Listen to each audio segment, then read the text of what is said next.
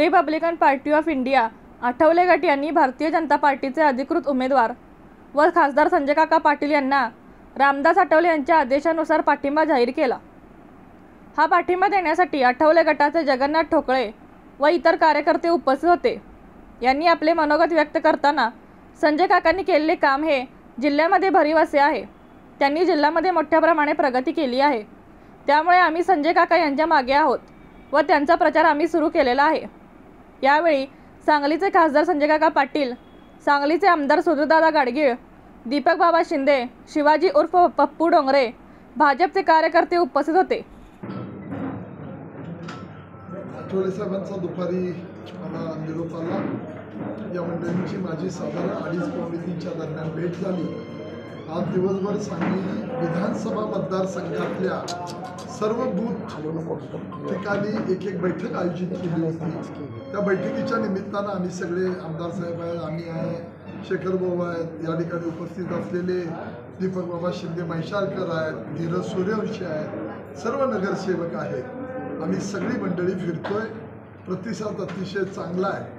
मी मगाशी आल्या थोडंसं आपली दिलगिरी व्यक्त केली, पण काही ठिकाणच्या कार्यक्रम संपायला वेळ झाला, मधून उठून येता येत नाही म्हणून यायला उशीर झाला म्हणून दिलगिरी व्यक्त केली।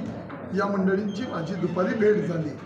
त्यामध्ये विवेक कांबळेंचे चिरंजीव श्लोकसुद्धा होते आणि ही सगळी प्रमुख मंडळी, मग आपणाला या ठिकाणी जी बसलेली आहे ती सगळी प्रमुख मंडळी होती। त्यांचा पाठिंबा आहे आणि मी आज संध्याकाळी 11:45 नंतर मला साहेबांनी फोन करायला सांगितलेला आहे। मी साहेबांची सभा मागितलेली आहे आणि ती सभाही आपल्याला लवकर मिळेल।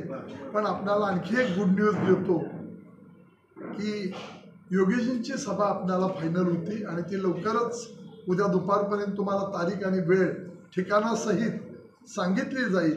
संध्याकाळी आम्हाला ते कन्फर्मेशन येईल। दुपारी उद्या प्रेस घेऊन त्या मोठ्या सभेचं, योगीजींच्या सभेचं सुद्धा तारीख, वेळ, ठिकाण तुम्हाला सांगितलं जाईल।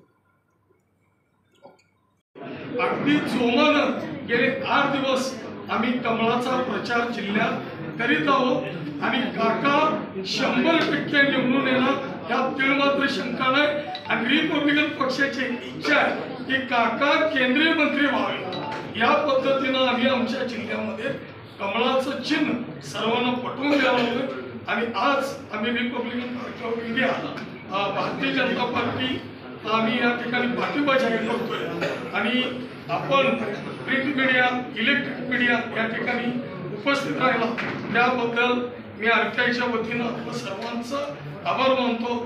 धन्यवाद। जय भीम, जय महाराष्ट्र।